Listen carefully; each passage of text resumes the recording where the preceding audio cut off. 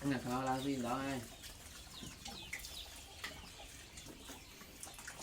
màu vi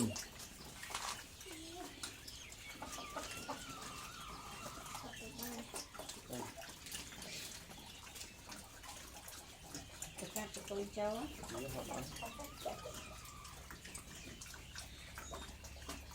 chạy tới thằng cái sao đấy lên chạy thằng cái mình chỉ biết họ đó là thế một cái học đó tiền á này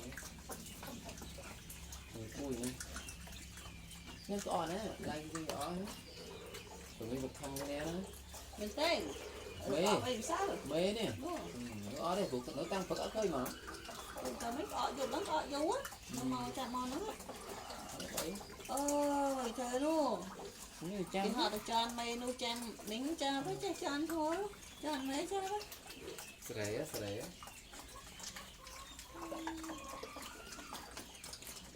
cho anh màu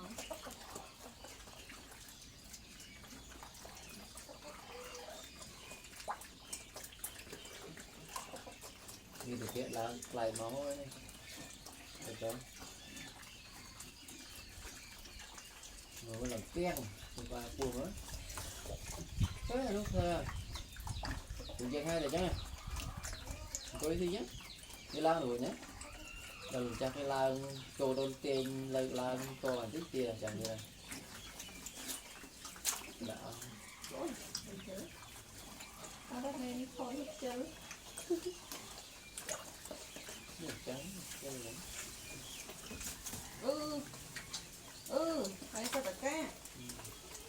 cho bạn nữ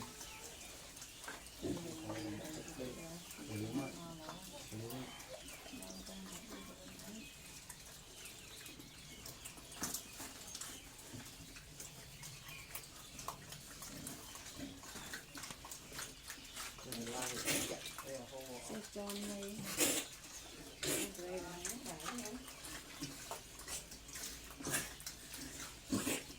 trong xuống là trong nữa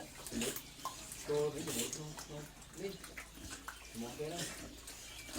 cái tủ này nhiều như thế này